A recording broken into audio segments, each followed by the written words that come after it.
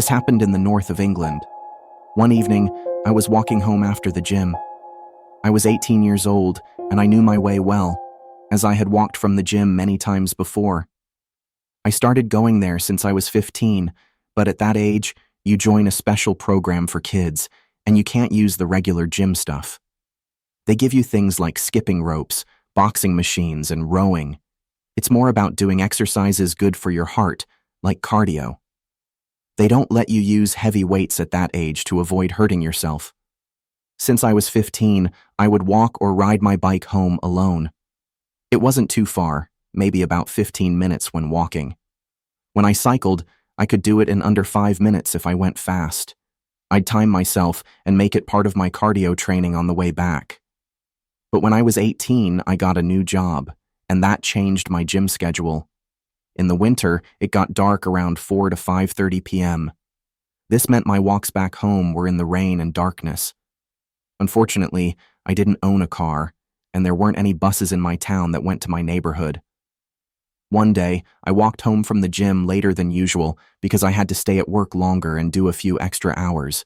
So I didn't start my workout until 7 or 8 in the evening. My workouts usually take about 90 minutes, sometimes stretching to 2 hours at most. Finally, I'm headed home. I say goodbye to my friends, and they ride their bikes home too. We used to go to school together, and they were friends with my younger brother, so I thought it would be good to work out with them. They had a similar level of fitness, and both were pretty strong guys back then. So I leave the gym, cross a couple of big roads, and then go down a narrow path through to a housing area where I live. We lived in a regular house with 4 bedrooms, like a middle-class home in the UK. It was probably around 9:30 when I was halfway through my walk home. I had been talking with my friends for about 20 minutes after we finished around 9 o'clock. I had a snack, just a protein bar, and that was all. After a while, I reached halfway. I crossed both main roads, and now I'm on a narrow path. I always felt a bit nervous about the path because it was like a passage between 2 fences on each side.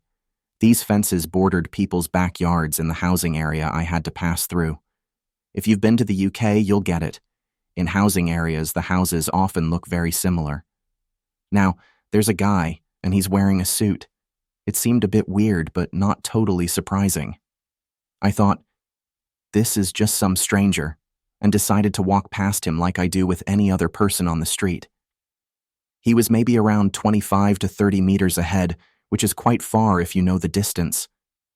As I'm walking toward this guy, I notice he's humming to himself.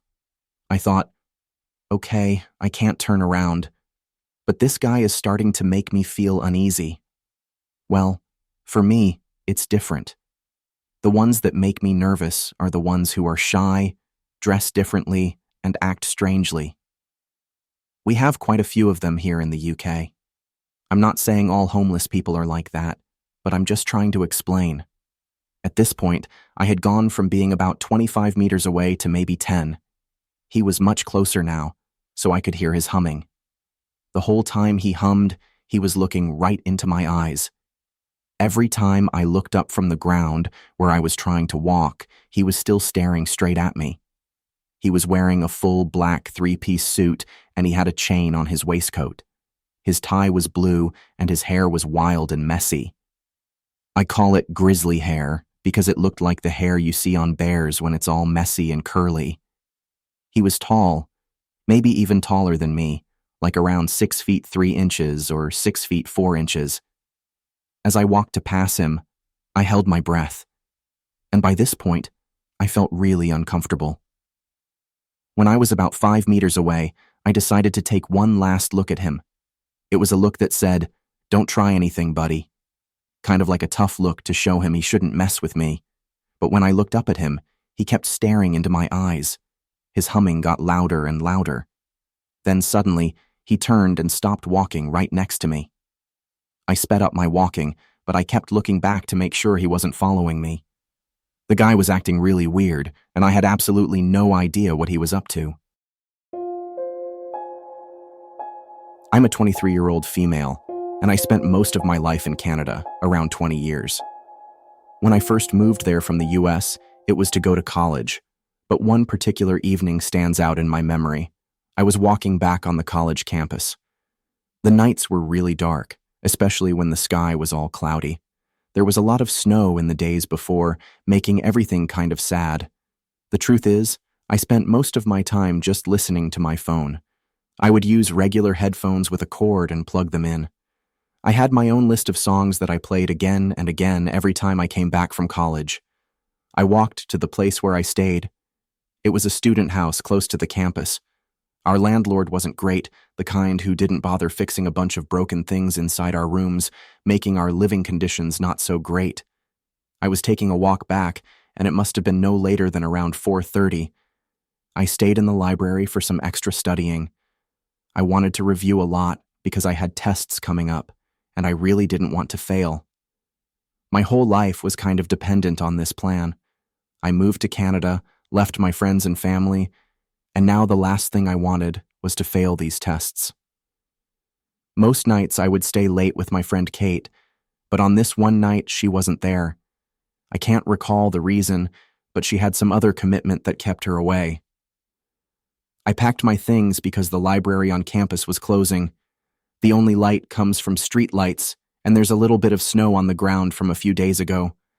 I take my phone out of my pocket, play my favorite songs, and put in my earphones.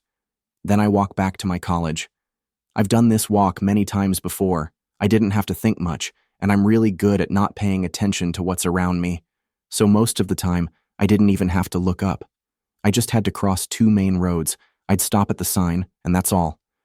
I pressed a button, and I take one earphone out, waiting for the beep. Sometimes I was so lazy that I just stare and wait until the light turned green. I was halfway home, and now all I needed to do was cross the big road. After that, there were a couple of smaller roads that just led to neighborhoods. This is where the houses for students began. Almost every house in that area was for students.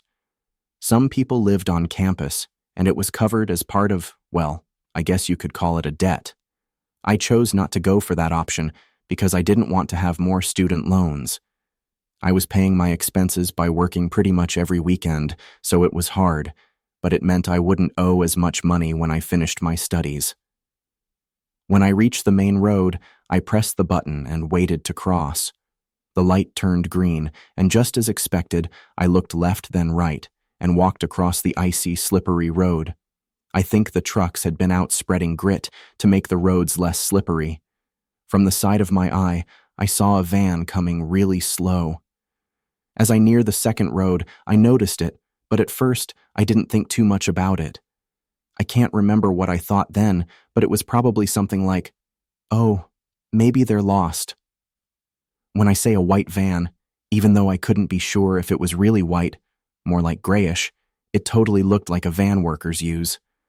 Even though I tried to ignore it, some red flags were popping up in my mind. I put everything back in my pockets, including the headphone cord. The van still hadn't gone past me, and now I could see there was a man inside. Also, there was someone sitting in the passenger seat, but I couldn't tell if it was a man or a woman, or who it might be. Both of them were looking at me, and it didn't seem like they were lost. You know that look people have when they're lost. They glance around, point at things, act like they're checking directions, all the usual things people do when they're lost. Well, these people weren't doing any of that. They weren't using a GPS, not messing with their phones, and definitely not checking a map. Just at the right moment, as I'm about to cross the first of the 2 smaller streets, the van comes almost right up to me, just as I'm about to step out. I stood there watching them. The driver, now in the middle of the road, rolled down both windows and yelled something at me. I can't remember what he said, but it was something like, "Hey, can you help?" I walk over, and right away I noticed this guy is Italian or something. His English was not great, and he sat in the van with another guy who looked about the same age.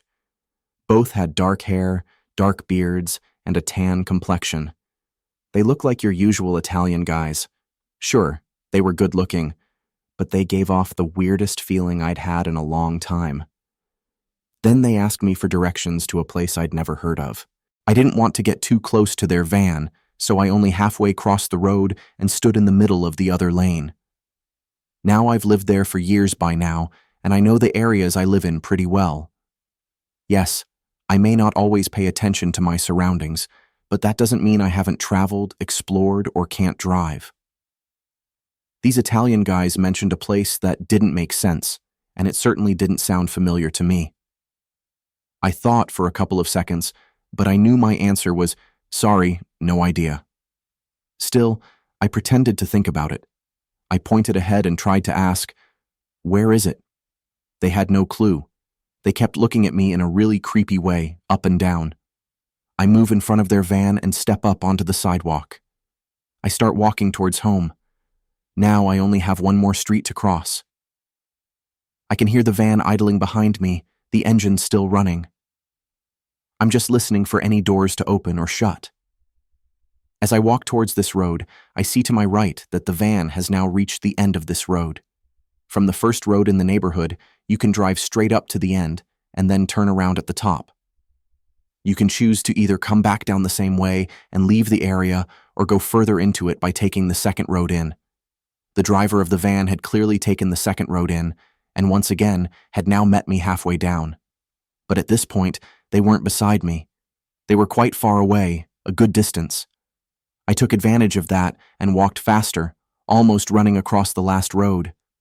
I almost slipped, but I was too scared to walk slowly.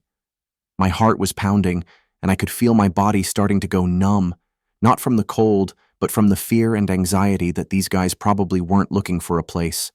They might be up to something else. At the very end of it was a narrow path to turn left, which leads to the house. The student house I was staying in and renting faced the second road, but at the very end of it, just after the narrow path, there's no more way to go. Cars can only turn around and make a U-turn. Sure enough, the van starts going faster. I can hear it behind me as the engine gets louder. The guy must have been driving fast down the second road. Almost without thinking, I stepped aside, turned towards them, and took a few steps closer to the edge of the sidewalk to put more space between me and them. As I turned around, it was the same guy, this time on the wrong side of the road. He called out to me, saying if I needed a ride or not. I never heard someone talk so much nonsense in such a not believable way. It's like if a dangerous person came up to you, started causing harm, and then claimed they care about you. This guy was talking nonsense, and I could easily tell he was lying. I said, "No, I'm fine. Thanks for offering, though." The guy called out, saying, "It's really cold out here, so you might get frostbite."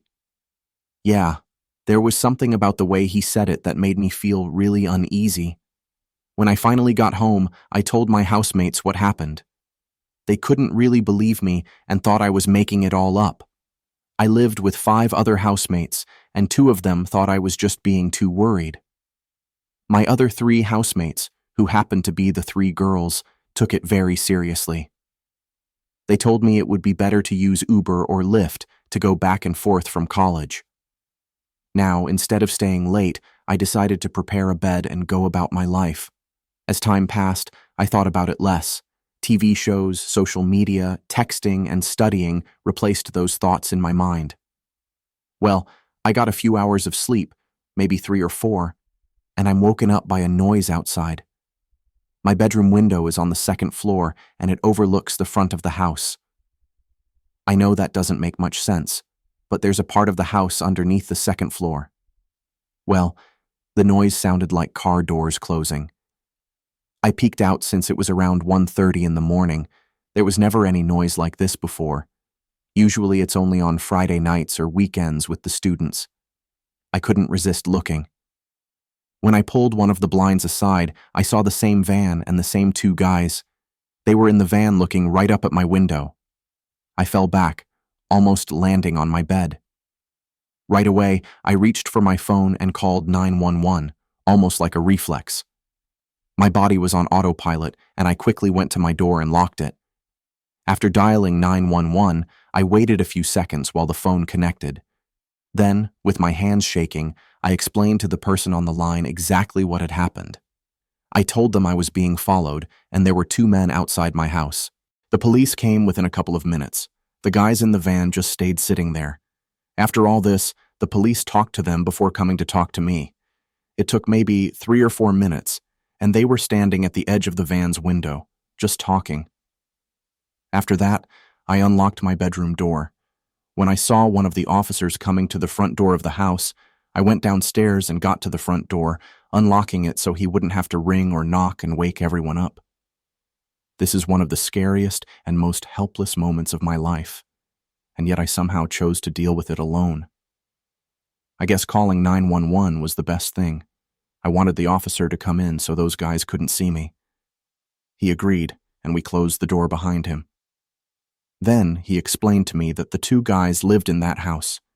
They showed their ID, followed all the rules, and answered all the questions. It turns out it was their first day, and they were moving in. They weren't students.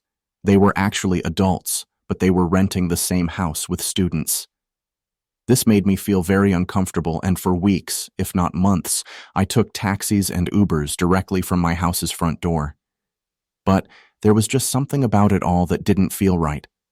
Some might say it was all in my head, a harmless situation that I tried to make dangerous, but to me, it all felt very real. Last week, I went for a walk with my boyfriend. Normally, it's just the two of us spending time together, but since his friend was already there, he decided to join us. It wasn't a problem for me, but it meant that whatever activity we chose, we all had to agree on it. At first, we were all in my boyfriend's house, just sitting around in his room. We were in our late teens and had taken a break from school, so we didn't have much to do. It was around 2 a.m. when his friend suggested that we should go for a walk in the park. It was a nice evening, but really late. I thought I'd take a walk and then go to sleep. Both of them agreed. Instead of driving, we walked to the park. When we reached the entrance, it was quiet. While we were walking around, we suddenly heard someone screaming from the other side of the park. We were a bit confused about what was happening, but my boyfriend wanted to check it out. I guess they say there's safety in numbers, but we were only 3 people, and I didn't feel very confident because, I'm just a 5'2" female. At this time, we were walking really slowly, trying to hear those screams. It seemed like a woman, or maybe even a young boy yelling for help. As we got closer to the opposite side of the park, which was pretty big, I should say, the screams came and went, maybe every 2 or 3 minutes, but it didn't last more than 10 or 20 seconds, and then they would stop. This made us really worried and confused. By now, we had reached the other side of the park. We were really confused about where the screams were coming from, and at this point, I wanted to get out of there, but I couldn't go by myself. It was safer to stick with them, even if it seemed like they were pulling me into a risky and dumb situation. After about 10 minutes of looking around and waiting for the screams to happen, every 1 to 2 minutes we found out that the screams were coming from an apartment building on the left side of where we were standing. We were unsure about what to do, so my boyfriend decided to call 911. Finally, the police came, maybe 15 minutes later. It was pretty late and we had no idea what was going on. I remember my boyfriend talking on the phone, trying to explain what we were doing. It sounded kind of weird, but we couldn't just ignore the situation and leave.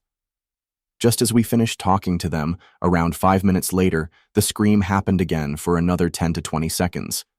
This time, we were right next to it.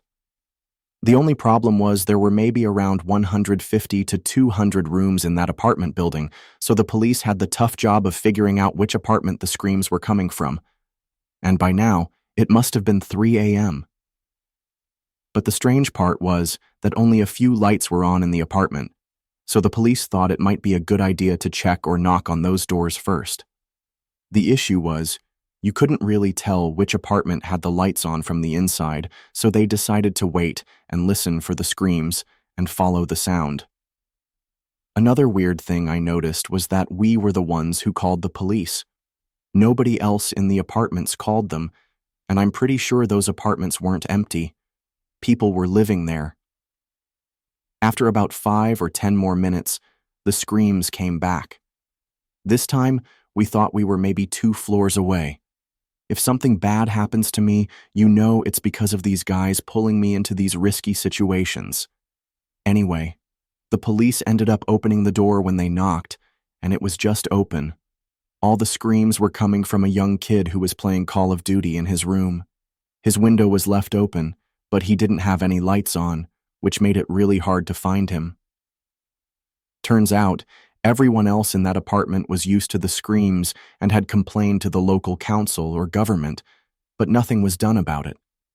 It was strange because the police mentioned that this kid was young, so I think he was younger than 15 or 14. He was still up at 3 a.m., and somehow his parents were just sleeping through it like it was nothing.